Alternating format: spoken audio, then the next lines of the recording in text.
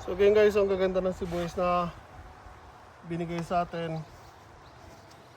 Again, si Sir Marcos po nagbigay nito sa atin. Big shout out. And hopefully, sa susunod na tanim na gagawin natin, I think kukuha na lang ako ng mga seedlings sa kanila, doon sa farm nila.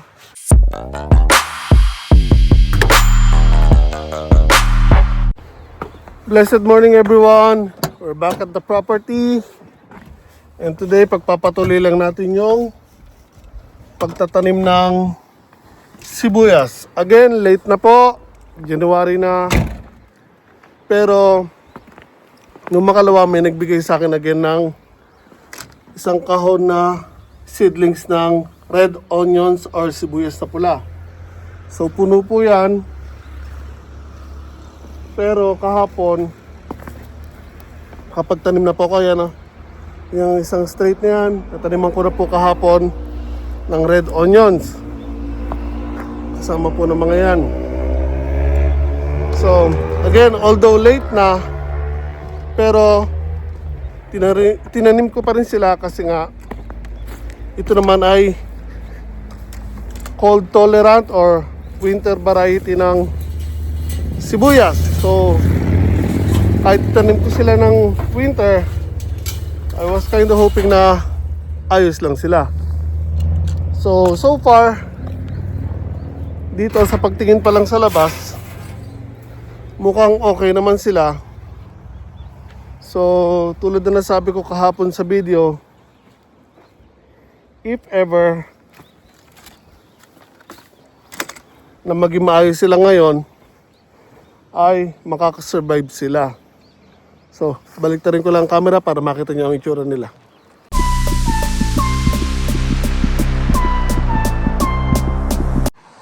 So, ayan po yung mga naitanim kong sibuyas kahapon.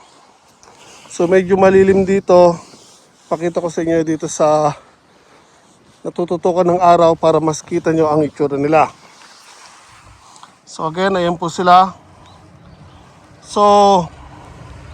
So far, maganda ang itsura nila. Kahit kahapon ko pa sila itinanim. Mukhang hindi naman sila naluto sa lamig kagabi. And there, kung mapapansin niyo, iba naka-straight na po or nakatuwid na. So hanggang doon yung sa dulo, tinaniman ko kahapon. Again, red onions na malalaki po yan. Ito nga pala yung mga bawang natin guys. Ano, ang lalaki na nila oh. So, lahat ng mga tanim natin dito ay malulusog, buhay. Ang pagkakaiba lang is, yung mga sibuyas ay nag-hold or tumigil sa paglaki dahil sa lamig na. Pero again, buhay sila, malulusog sila. Pero itong bawang, parang hindi sila masyadong apektado sa lamig dahil kung tutusin, tinanim ko sila from seeds. Ito yung mga sibuyas seedlings na, pero mas malalaki pa yung bawang ko na. Makita nyo guys, hanggang dun sa dulo yan. Gaganda ng bawang natin. Tapos yung mga dahon ng bawang ngayon po lalapad. So hindi sila masyadong apektado ng lamig. Although again yung mga sibuyas buhay, pero ay tumigil sila sa paglaki. Pero again, ito po yung mga sibuyas natin. Makikita nyo po, buhay na buhay po sila. Same as dito. Ito naman yung sibuyas na pula.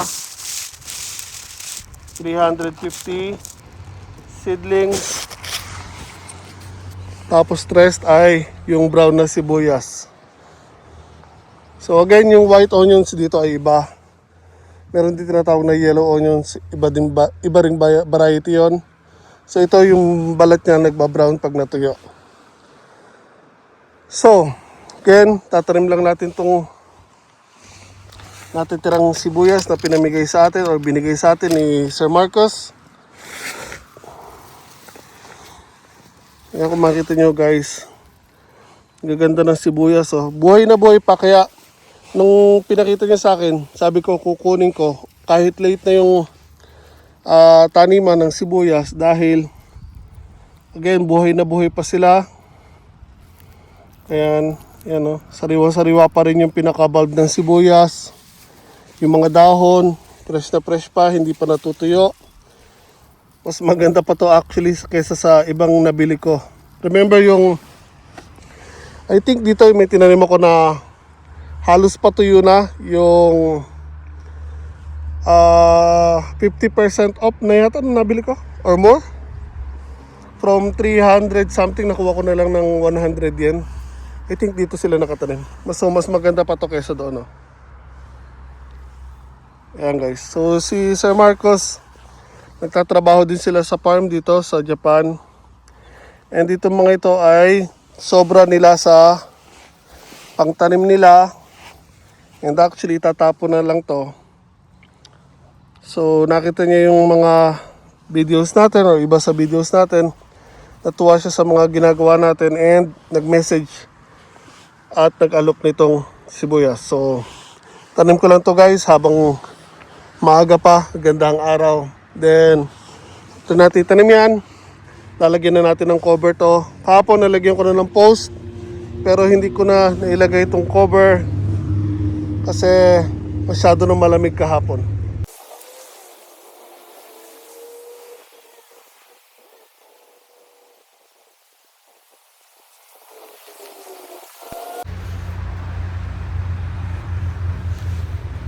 So yun guys, mula dito hanggang doon sa dulo wala pa pong tanim. Nakalimutan ko na punan ng sibuyas to. Wala na sa isip ko kasi dati minadali kong lagyan sila ng cover. Then ayun, nawala na sa isip ko na kulang pa pala to.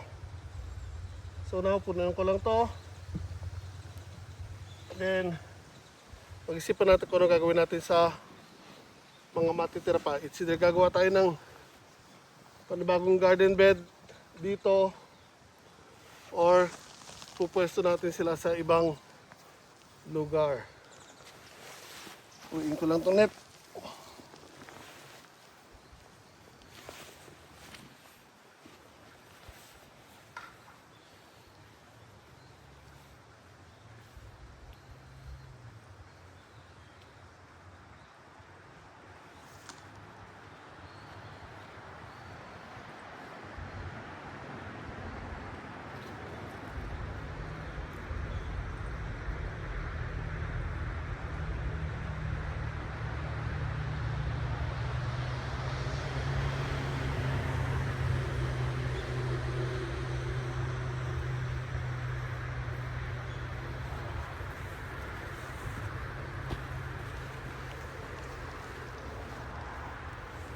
So again guys, pasensya na may cover ang mukha ko kasi sobrang lamig.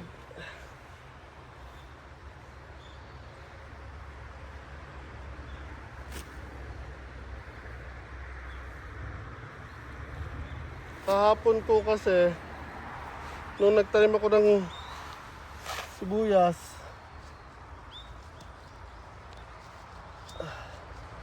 sobrang lamig. Hindi ako nakamask. Pag uwi ko ng bahay, putok-putok na yung balat na mukha ko guys. Sobrang lamig.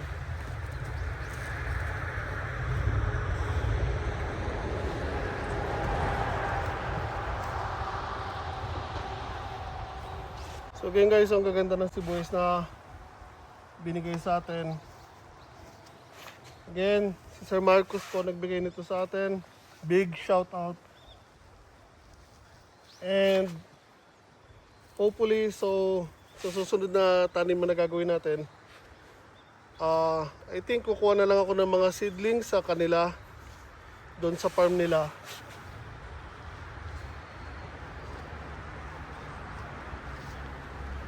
Kasi sa ganito mga klaseng seedlings ang itatanim natin, mas maganda, buhay na.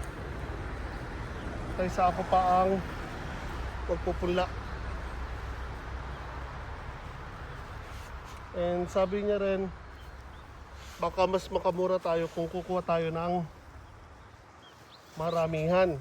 Kasi, remember, dito sa farm, gagawin natin malawakan na ang tanim. So, pag maramihan ang kukunin natin, baka mas makamura daw tayo sa kanila.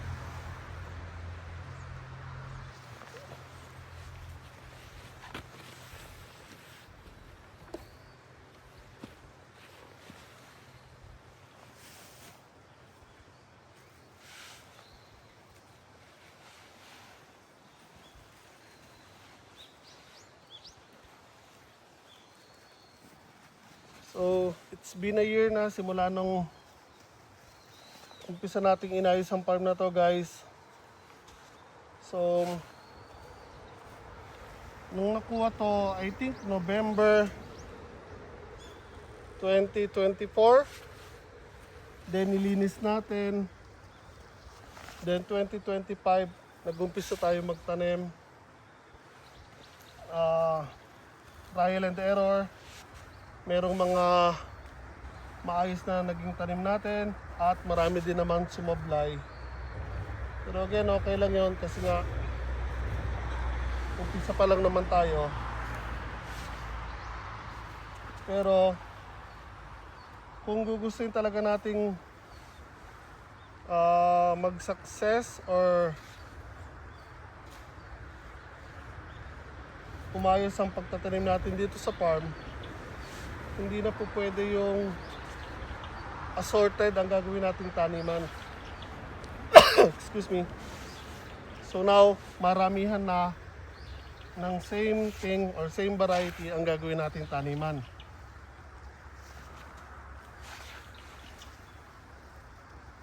Kasi last year, although meron tayong mga maayos na naging harvest,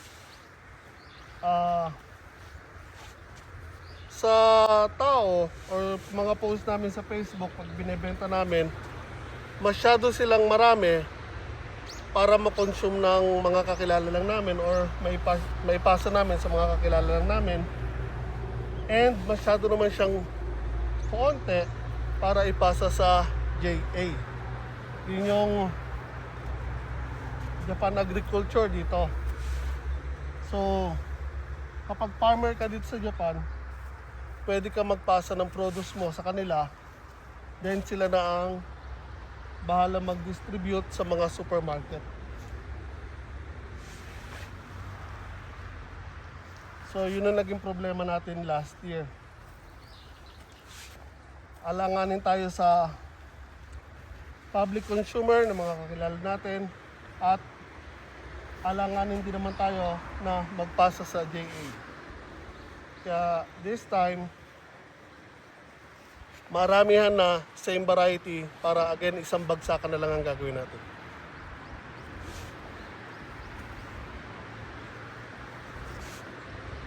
So tapusin ko lang to, guys. Pakita ko na lang sa inyo mamaya.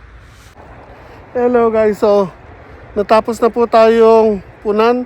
Yung kulang po doon, kalahati. And again, ito po yung mga tinanim natin kahapon. Again, so far, magaganda po sila. Buhay na buhay po. Nandito nga pala yung tinanim natin na saffron. Bago ako umuwi ng Pinas. Ayan po. Buhay din po sila kung makikita nyo. So, hopefully, dumami sila. So, again, parang sibuyas yung pinaka-bulb nila. And hindi ko sure kung nag-aanak sila or hindi. Pero, I'm kind of hoping na ganon, na dumadami sila para later on maparami natin sila dito. So, tulad na sabi ko, ito yung mga sibuyas na tinanim natin kahapon. Yan, kung makikita nyo, maayos naman po sila, malulusog, hindi po sila naluto sa lamig. So yan, straight hanggang doon sa dulo na taniman natin. And naitanim na natin actually lahat ng mga seedlings na binigay ni Sir Marcos. Yan, hanggang dito sa dulo, okay naman po sila. Ang medyo downside lang dito sa pwesto na to, kasi parang patagilid yung sikat ng araw dito. So, by lunchtime, na haharangan na nito mga puno dito. Kaya, konti lang yung oras ng init dito. So,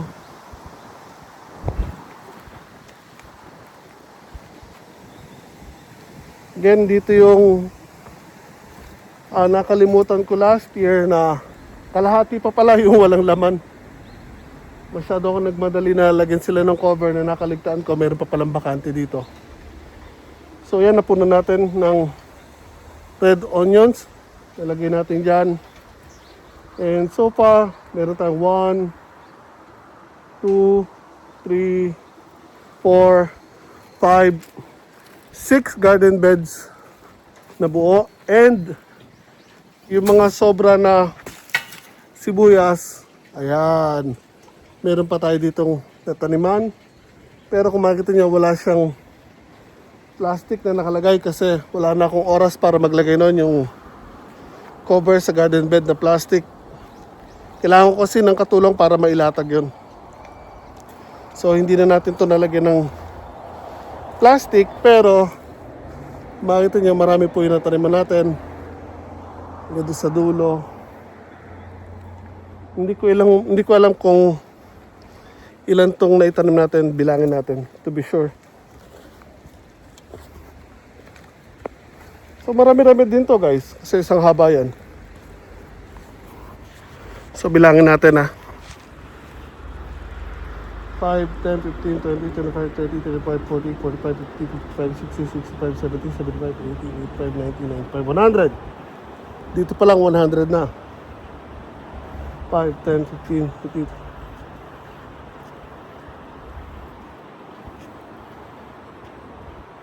200.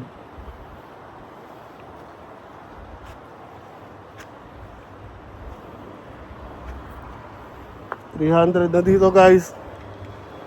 So mula dito hanggang doon 300 na.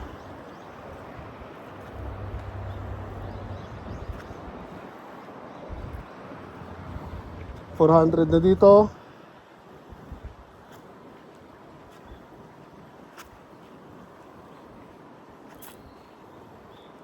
500.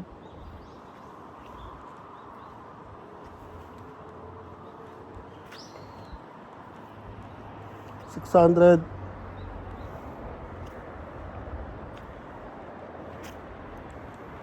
665. So, mula dito guys, ang ganda sa dulo, 665 na sibuyas po ang naitanim natin. So again, meron tayong 1, 2, 3, 4, 5, 6 garden beds na haba na halos 1,000 mahigit ang isang garden bed. Then meron tayo dito 665 na red onion mula dun sa dulo. So mula dito, ayan po ang hindi lang natin nataniman. So marami-rami din tayo na itanim na sibuyas guys. So again, huge shout out kay Sir Marcos. Maraming salamat po sa binigay niyong seedlings. Napakalaking tulong po nun ang nataniman natin. Kung tutusin, yung kulang dito, dito pala sa kung ipinuno natin doon, sobra pa sa isa. So bali nakadalawang garden beds tayo ang nataniman natin ng sibuyas na galing kay Sir Marcos.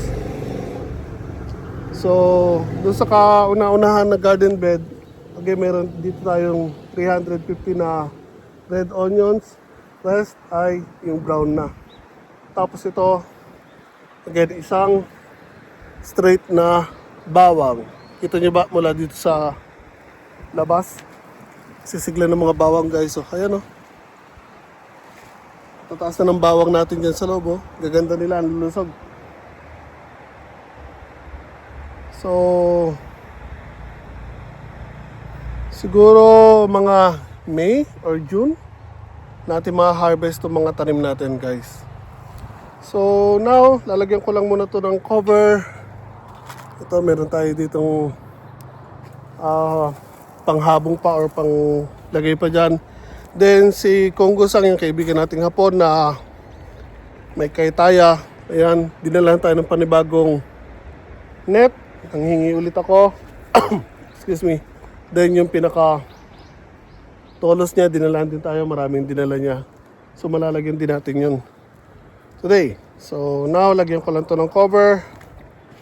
Lunch time na actually. Then magawa tayo dun sa loob. Again, kailangan kong ihanda yung garden bed sa loob para sa susunod na taniman this summer or this coming summer. Ito, wala pa tayong gagawin dito pero papadaan ko to ng excuse me, ng maliit na soil tiller. Hindi na natin kasi may papasok dito yung traktora natin dahil masyado masikip. Pero yung soil tiller natin, kaya pa natin ipasok dito. Papadaanan ko lang ulit to. Tapos gagawa tayo ng garden bed dyan na punlaan ng sibuyas. Dito na tayo magpupunla ng 40,000 seeds ng sibuyas na nabili natin last year. So try natin dito na direct tayo magpupunla sa lupa. And lalagyan din natin ng net. Dahil dito, laging moist ang lupa guys. So nakita nyo yan, basa-basa. Dahil nga may running water doon sa gilid. So laging basa yung lupa dito sa ilalim. Kaya kahit di tayo magdilig dito, actually wala pong problema para sa mga halaman natin.